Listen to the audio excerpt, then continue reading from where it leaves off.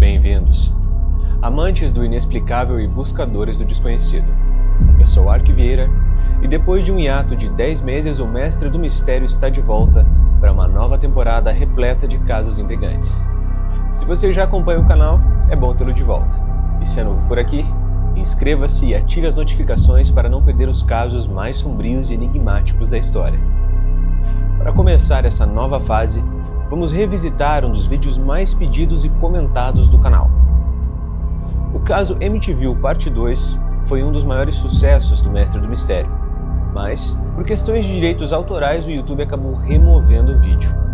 Após inúmeros pedidos, ele está de volta com novos detalhes e a versão definitiva dessa história aterrorizante. O que aconteceu naquela casa vai muito além do que você imagina. Bem-vindos de volta ao Mestre do Mistério.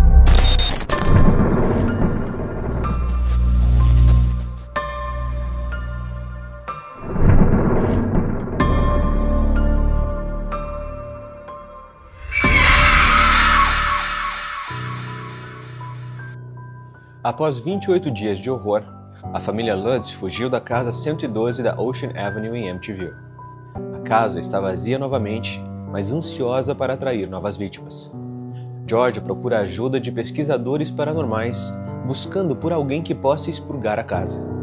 Ele faz contato com Jerry Softvin, um parapsicólogo associado à Fundação de Pesquisa Psíquica em Durham, Carolina do Norte, 800 quilômetros ao sul de Amityville. Jerry era um especialista na exploração de assombrações e da indagação sobre a existência de vida após a morte. Segundo ele, é comum nos dias de hoje encontrar caçadores de fantasmas, indivíduos em busca de supostas provas do sobrenatural. No entanto, suas intenções divergem consideravelmente da abordagem da Fundação de Pesquisa. Os caçadores de fantasma atuais parecem determinados a provar a existência do sobrenatural a qualquer custo, enquanto a parapsicologia seguia uma trilha mais científica. Para os parapsicólogos, a pesquisa era conduzida com base em princípios científicos sólidos. Eles eram, antes de tudo, pesquisadores educados no rigoroso método científico, dedicados ao estudo das variedades sobrenaturais. George Lutz faz o primeiro contato com a Fundação de Pesquisa e compartilha suas experiências perturbadoras. Para Jerry, como pesquisador, era a primeira vez que ouvia falar das ocorrências intrigantes naquele lugar sombrio. Ele concorda em enviar um investigador de campo para examinar a situação, mas George está ávido por respostas imediatas. Entretanto, Jerry se opõe a essa pressa. Ele explica que, embora estivesse convencido da sinceridade de George, o mundo paranormal era incrivelmente complexo. Havia inúmeras explicações possíveis para as experiências que ele vivenciou. O trabalho da parapsicologia era uma jornada lenta, cuidadosa, minuciosa. Para George, devagar até demais. Desde a fuga da sua família, George começou a acreditar que o mesmo mal que os expulsou da casa talvez pudesse ter influenciado Ronald DeFeo Jr. a cometer os assassinatos brutais de sua família. Era evidente para ele que DeFeo precisava de ajuda psicológica. George e Kathy Lutz acreditavam que a casa desempenhou um papel crucial na tragédia. Esse entendimento levou a uma conclusão dolorosa. O veredito de 6 assassinatos deveria ser revisado, e eles sentiram a responsabilidade de fazer algo a respeito. Com a ajuda de alguns amigos, eles entraram em contato com o advogado de DeFeo, William Weber. Em 15 de fevereiro de 1976, George e Kathy compareceram a uma coletiva de imprensa ao lado de Weber. Lá, eles compartilharam os horrores que testemunharam. A repercussão foi instantânea. O caso ganhou manchetes em todos os principais meios de comunicação. No entanto, o relacionamento com o advogado acabou rapidamente, pois ele exigiu o controle total sobre a narrativa, propondo um acordo absurdo. O casal só poderia discutir os fatos do caso informalmente, e caso contrário, teriam que ceder a casa a ele. Confrontados com essa escolha impossível, George e Kathy desapareceram da vista do público. Uma tentativa de redirecionar a atenção para longe deles. No silêncio persistente após o tumulto, uma jovem repórter do Canal 5 de Nova York, Laura DiGio, conseguiu rastrear George Lutz ligando para sua empresa. Com a voz firme e refletindo determinação, ela disse: "Sou Laura DiGio do Canal 5 e conheço investigadores psíquicos sérios e estou disposta a ajudá-los." Kathy, George Exaustos e hesitantes, finalmente cederam à perspectiva de compartilhar sua história sobrenatural. Sentaram-se com Laura por 5 horas, desvendando eventos aterradores que assolaram suas vidas. Em sua narrativa envolvente e detalhada, cada palavra era uma pincelada no quadro de seu pesadelo. A convicção com que falavam poderia convencer até os mais céticos. Segundo Laura, se tudo aquilo fosse uma farsa, George e Kathy mereciam prêmios de atuação dignos de Meryl Streep e Robert De Niro. Laura, perspicaz e destemida, rapidamente persuadiu o casal a aceitar sua proposta: uma investigação exclusiva sobre a assombração filmada pelo Canal 5. A notícia logo se espalhou, atraindo a atenção não desejada. Laura então procurou o renomado casal Warren, Ed, um demonologista experiente, e Lorraine, uma médium dotada, que eram pioneiros no estudo do sobrenatural. Seus nomes eram sinônimos de investigação paranormal. Ela compartilhou a história e eles decidiram se juntar à investigação sem jamais pedir nenhum dinheiro, apenas solicitando o reembolso do pedágio e da gasolina. Um pedido modesto, considerando a vastidão do mistério que os aguardava. Anos depois, Ed comentou: aquilo ainda não era o caso de horror em Amityville. Achávamos apenas que era uma casa mal assombrada, então fomos lá sem saber que se tornaria uma das maiores aventuras sobrenaturais de nossas carreiras. A casa da mãe de Kathy serviu como palco para o primeiro encontro entre o casal Warren e os Lutz. Todos se reuniram naquele lugar, um ambiente permeado pela tensão e pelo desconhecido. As paredes pareciam testemunhas silenciosas de segredos inquietantes. Ed Warren, conhecido por sua abordagem direta e implacável, estava determinado a arrancar cada detalhe dos acontecimentos que atormentaram os Lutz. Sentados ao redor de uma mesa, olhares fixos e palavras hesitantes pairando no ar, a entrevista começou de forma áspera. George, apreensivo e relutante, resistiu a relembrar os horrores que vivenciaram. Ed, impaciente e desejando clareza e profundidade na narrativa, não tardou a demonstrar sua frustração. A tensão cresceu, as vozes se elevaram e o conflito pairou à espreita. George e Ed se confrontavam. Faíscas de discordância voavam entre eles, enquanto uma atmosfera pesada tomava conta do cômodo. Lorraine e Kathy, conscientes da importância da situação, esforçaram-se para acalmar os ânimos, agindo como mediadoras entre as partes. Ed finalmente explodiu uma advertência severa: se vocês não nos contarem tudo o que precisamos saber para investigar adequadamente, então eu não vejo motivo para continuar aqui. Seus olhos chamejavam com a seriedade do momento.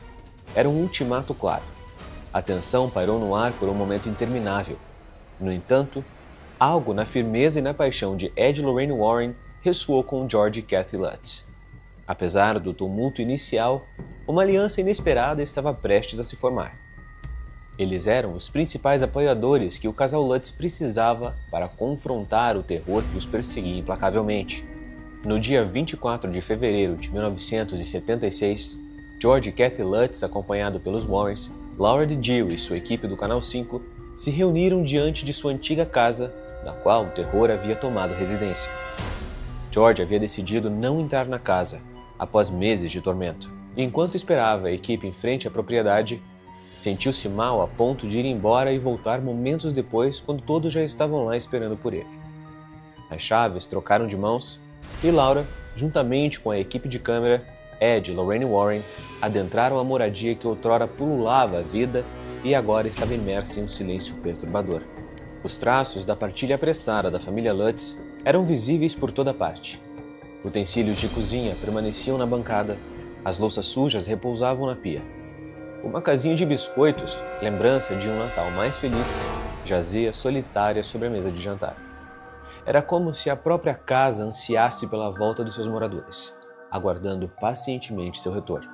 No entanto, algo mais sinistro unia os Warren naquela casa, algo que ainda não sabiam. No exato momento em que Ronald DeFeo perpetrou os horríveis assassinatos que assombravam a residência na 112 da Ocean Avenue, a mãe de Ed Warren partiu deste mundo. Nas linhas frias de sua certidão de óbito, estavam registrados o mesmo horário fatídico. At the exact moment, the exact time that Ronald DeFeo murdered every one of his family, In that home at 112 Ocean Avenue in Amityville, Ed's mother passed away. Her death certificate reads the exact time. O enigma que unia aqueles eventos permanecia obscuro, e os Warren eram, por natureza, investigadores impulsionados pelo espiritual e pelo desconhecido.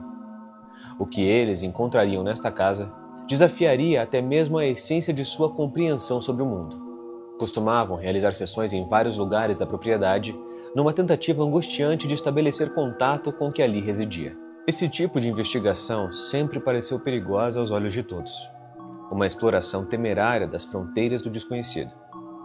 Enquanto caminhavam pelos corredores da casa, Ed Warren liderava a empreitada, munido de seu crucifixo e água benta como escudos contra o obscuro. No entanto, Lorraine, com suas habilidades clarividentes e dons psíquicos em transe, mantinha uma conexão mais íntima com o sobrenatural, sentindo náuseas e fortes dores de cabeça em determinadas partes da casa. Assassinato, caos, loucura. Era como se ondas de energia a agredissem. Era uma experiência angustiante, uma dor mental que quase parecia física. I started to walk up the stairs. It was as if you were like walking against a waterfall, a force that was so strong. À medida que avançavam, um poder sobrenatural parecia tomar a casa, enchendo o ambiente de uma tensão crescente. Quando adentrou o quarto principal, onde os casais DeFeo e Lutz haviam dormido, Lorraine passou muito mal, como se pudesse sentir a violência e tragédia que o cômodo abrigava. Diante da intensidade do momento, Lorraine se viu momentaneamente abalada e precisou descansar. Enquanto isso, Ed, o demonologista, estava no andar mais baixo, esperando que suas provocações religiosas fossem capazes de arrastar o demônio para fora do porão. Este, comumente o local mais sombrio de uma casa, era um lugar escuro e propício para o mal prosperar, segundo Ed. Determinado a expulsar a entidade em nome de Deus, ele não fazia ideia do mal que ali se escondia. Para os Warren, essa foi a experiência mais assustadora que já viveram. Eles estavam abalados e sabiam que precisavam de ajuda. Não podiam enfrentar sozinhos um mal tão extremo.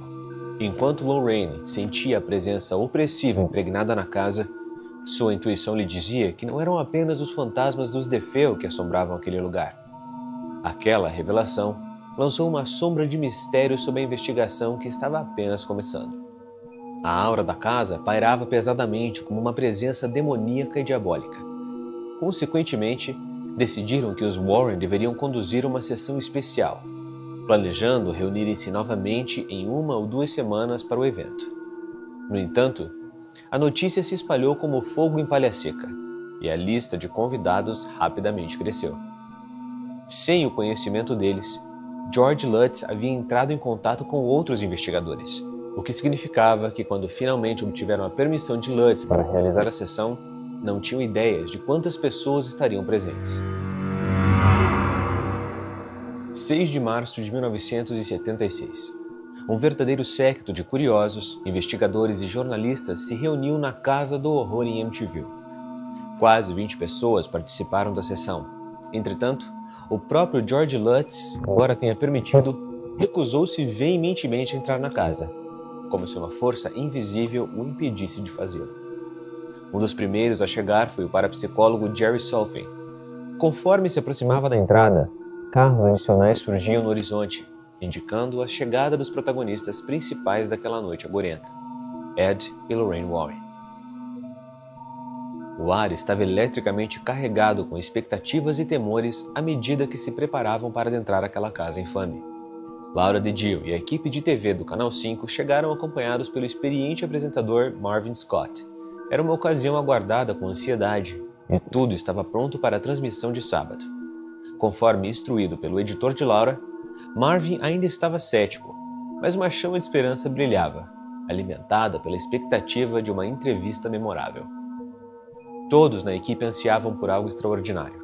O ponto alto da noite seria uma sessão na sala de jantar, localizada no térreo da casa.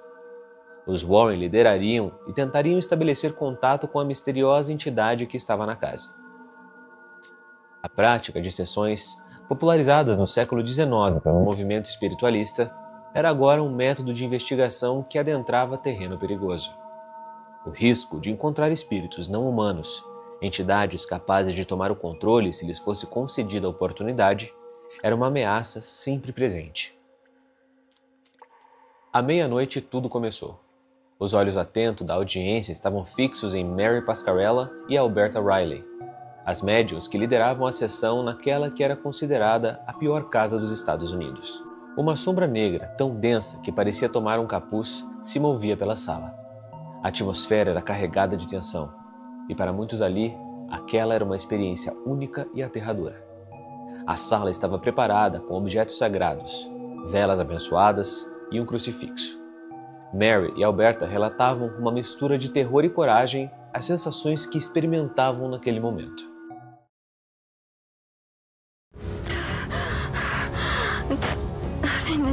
It's whatever's here.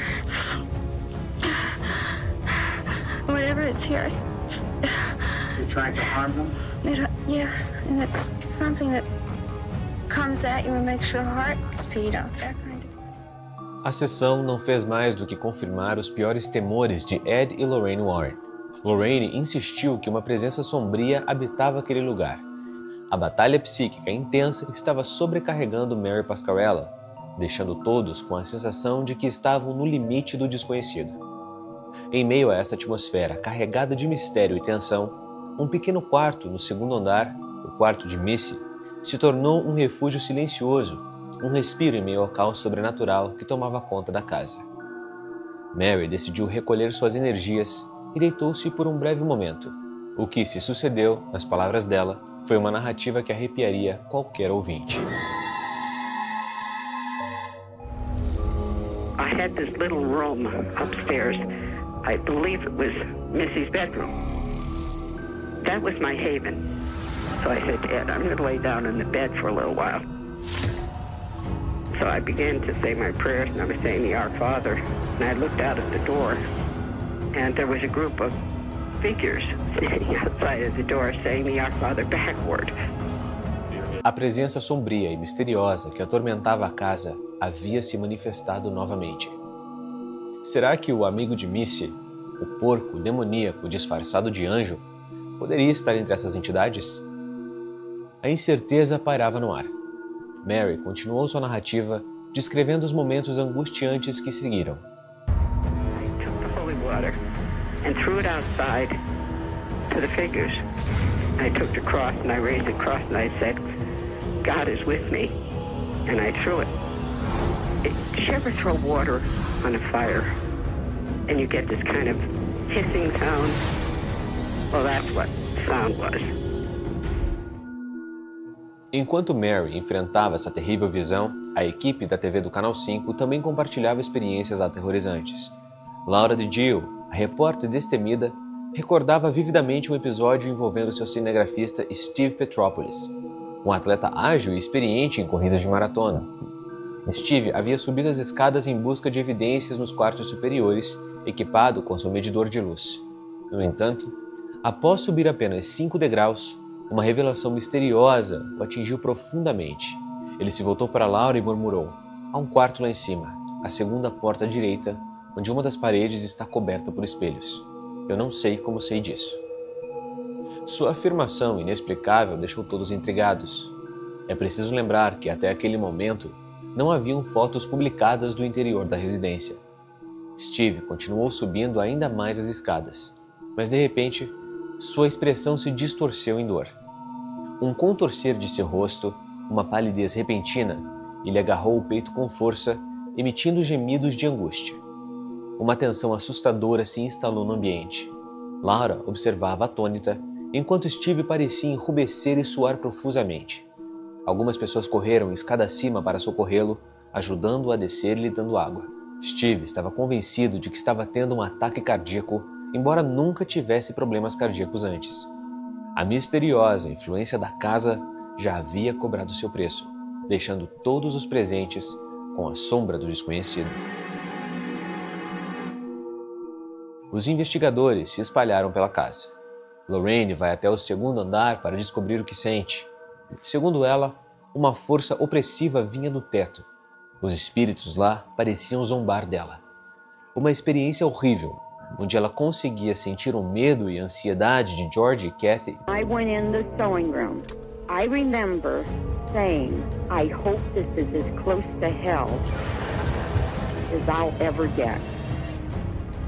That is what I felt in that room. That was awful in that room. Lorraine é dominada pela impressão do passado violento do local. Ela recua. É demais até mesmo para um investigador experiente. As lembranças do resto da noite estão embaçadas.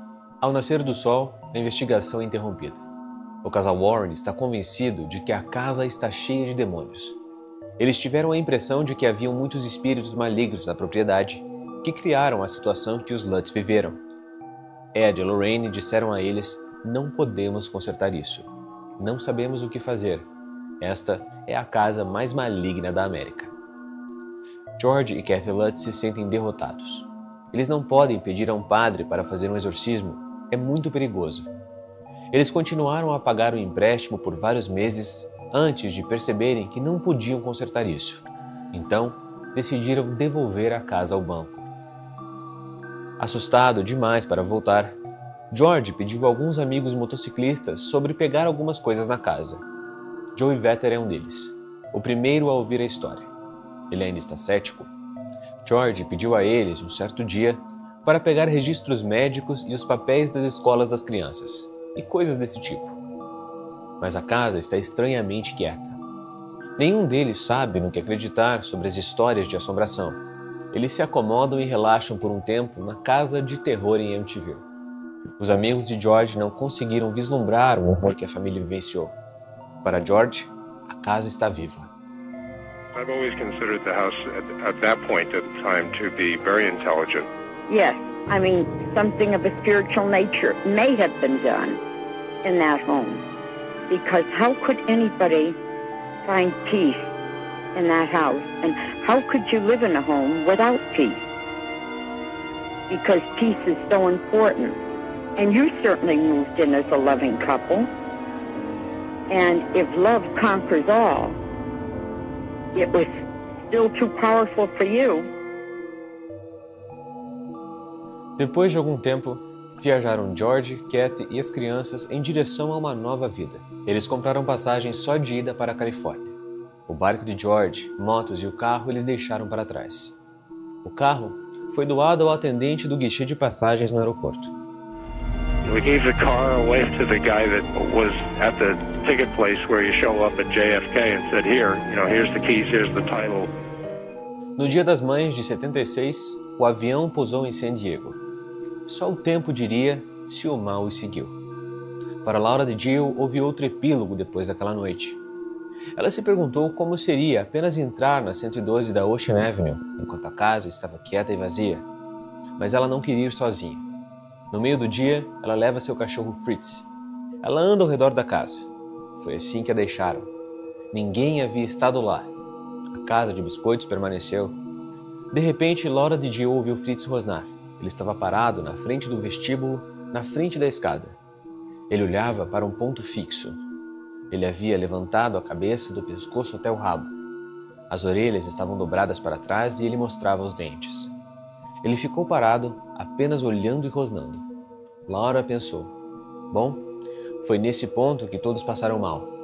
Foi aqui que Lorraine Warren ficou enjoada e com dor de cabeça. Mas Laura começou a subir as escadas. Ela chegou até a metade. E então pensou: isso provavelmente não é uma boa ideia. Ela teve uma sensação muito assustadora e pela reação do cachorro. Nunca antes e nem depois ela ouviu reagir daquela maneira. Agora, 13 de janeiro de 77, vários meses após a fuga da família Lutz, a casa estava vazia. O famoso caçador de fantasmas Hans Hauser agora está no local, tentando suas próprias teorias sobre os assassinatos dos DeFeo. Laura DiGio estava junto, contratada como pesquisadora por Hauser. Ethel Johnson é uma médium. Quando entra em uma casa, abre comunicação com o outro lado. Então, os espíritos podem fazer contato e se comunicar através dela. Certos médiums até alegam que conseguem assumir características físicas do espírito em contato. Laura encontra Hans do lado de fora com a senhora Johnson. Ela ia cuidar da filmagem, mas a câmera congelou. Eles tentaram fazê-la funcionar, pois não estava tão frio, segundo Laura. provavelmente 1 grau, mas nada que pudesse ter feito uma câmera congelar. Hauser segue em frente com a investigação. A Sra. Johnson entrou em transe, uma experiência muito interessante segundo Laura. Ela tinha por volta de 70 anos de idade. Um espírito se manifestou e era um homem. Nesse momento, um pomo de Adão cresceu em sua garganta. Em transe, Ethel diz que a casa de Amityville foi construída sobre um antigo cemitério indígena. Assim, Hauser conclui que essa é a fonte da intensa variedade paranormal da casa. É um choque e uma alegação controversa que acaba ainda mais a cobertura da mídia. Hans descobriu que depois de 1905, um esqueleto foi desenterrado devido a uma tempestade, e o crânio desse esqueleto havia sido quebrado por uma criança. A partir daí, esses fenômenos começaram naquela área. A 4.800 quilômetros de distância em San Diego, os Lutz não conseguem escapar do pesadelo. Ansiosos para contar a própria história, eles procuram um editor. A book is published that chronicles the allegedly true story of one family, the Lutzes. Well, it wasn't just one thing that happened. It was a volume of terrifying occurrences. O livro vira um best-seller instantâneo. Depois disso, a coisa tomou proporções ainda maiores. O público queria entender se aquilo tinha sido realmente verdade. A casa de Amityville é mesmo assombrada? Ou tudo não passa de uma farsa? Demônios são reais? A batalha pela crença do sobrenatural estava apenas começando. We have always fought so hard for their honor and have become so enraged by these skeptics. What did they have to do at the house with the family? They read a book? Do exist. Demons do exist. A skeptical public is the best protection that devils have. George e Kathy Lutz acreditam que a 112 da Ocean Avenue está infestada de demônios. A história deles se torna um hit literário e em 1979 um estúdio apresenta Terror em Amityville para uma audiência sedenta. Os fãs curiosos do filme fazem uma peregrinação a Amityville para dar uma olhada na própria casa. I'm Jackie Stone and this is supposedly where it all happened.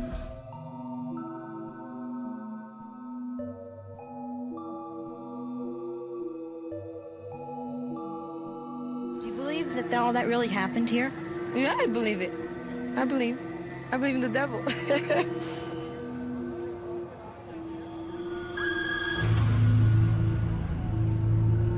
Now, why did you come by tonight to look at this house? We just specifically came from Chicago to see it. Well, do you believe all the stories? Yeah, I do. O filme divide os Estados Unidos entre aqueles que acreditam na história e aqueles que dizem ser uma farsa.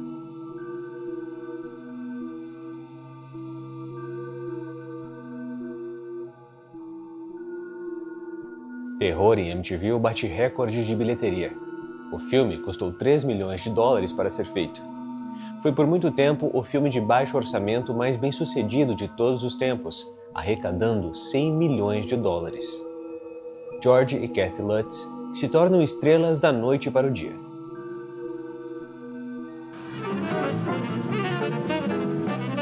Introduced this very special couple. They were the owners of that strange house in Amityville.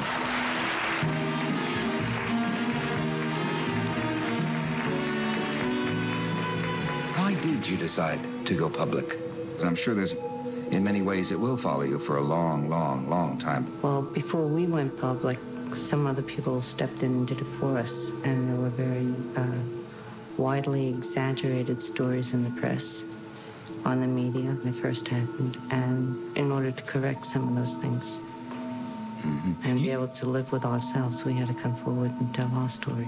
A fama leva a crítica. Um exército de céticos persegue o casal, e não sem razão. George e Kathy e as crianças disseram que o livro foi exagerado e que coisas que não aconteceram foram adicionadas, especialmente no filme. Isso é comum quando se adapta um livro para o cinema. William Weber, advogado de Ronald DeFeo, que matou sua família na casa, torna-se um dos críticos principais. Suas breves conversas com Weber iriam assombrá-los. Eles reproduziram a fita que tinham gravado com a reunião com Weber. Nessa fita, eles disseram que não estavam orgulhosos do conteúdo. Nas gravações de áudio com William Weber e George e Kathy Lutz, Eles discutiam contratos para possíveis filmes e livros. William Weber disse que poderia expandir a narrativa e exagerar para torná-la mais interessante. Eles reconhecem que alguns exageros foram cometidos, mas insistem que a história básica é verdadeira. Eles até foram submetidos a testes no detector de mentiras por um especialista renomado. It's a long process. It's not like you walk in, strap on the machine and go. You have to agree to the questions. They have to run a baseline. They do a physiological workup to get within that baseline so that they can get the real responses. Eles passaram no teste sem problemas. O resultado prova que ambos acreditam que a casa estava de fato assombrada. O resultado também deu nova energia aos investigadores Lorraine e Ed Warren, que buscavam provar a existência do diabo. A lot of people out there have heard the Amityville Horror is a hoax. Why do you think that is? Because the atheists, they don't want anyone out there to believe for 1 second that a home like in Amityville could be haunted by diabolical forces, which it was. Their aim is to kill any belief that you have. O mal que George e Kathy Lutz sentiram ainda os assombra. Em 1980, 4 anos depois de fugirem da casa, eles se encontraram com o arcebispo de Canterbury, um exorcista. O pastor Neil Smith já havia realizado centenas de exorcismos. Eles ainda se tornaram amigos durante uma turnê do livro. O pastor Neil Smith olhou para Kathy e disse: "Você ainda está afetada. Poderes malignos podem seguir as pessoas." A família Lutz se mudou, mas a energia maligna os seguiu. Assombrou toda a família por vários anos. A casa teve um efeito abrangente. Não era apenas uma casa assombrada que se podia visitar e depois sair para ter paz. Mas em 1980, o tratamento de vítimas de assombração ainda era algo novo.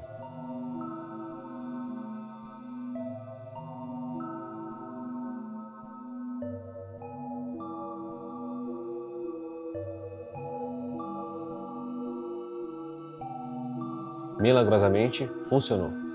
O padre realizou uma espécie de exorcismo, mas eles não estavam possuídos. Então, ele realizou um ritual de separação. Há uma diferença. George e Kathy não estavam possuídos como Linda Blair e o exorcista. Eles se livraram da nuvem negra que os assombrava. Os Lutz podem ter se livrado de seus demônios, mas o horror de Amityville permanece. Mesmo tendo sido reformada várias vezes e tendo perdido suas icônicas janelas de meia-lua.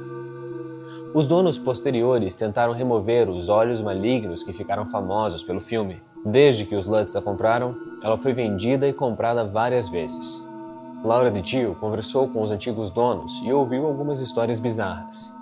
Depois de passar quase 10 minutos falando sobre como achava que tudo havia sido invenção dos Lutz, ao ouvir o nome de Danny Lutz mencionado por Laura, ela mudou seu discurso abruptamente dizendo: "Não, foi ele e George que trouxeram o maligno para dentro daquela casa." Eles acreditam que experimentaram algo. Até que ponto, nunca saberemos ao certo. Mas a história, o livro e o filme ainda estão sendo discutidos mais de 40 anos depois. Então, temos que olhar para isso como se estivesse aberta uma porta para a fascinação pelo sobrenatural. A história de Amityville continua sendo um dos maiores mistérios do mundo paranormal. Os Lutz fugiram, os Warren investigaram. E até hoje muitos se perguntam: o mal realmente habitava aquela casa? Ou tudo não passou de uma farsa elaborada? O que você acha? Comente abaixo a sua opinião e compartilhe esse vídeo com quem precisa conhecer essa história. E se você chegou até aqui, já sabe, o Mestre do Mistério está de volta. E esse é só o começo. Inscreva-se e ative as notificações, porque a nova temporada está apenas começando e os próximos mistérios vão te deixar sem sono. Nos vemos no próximo vídeo.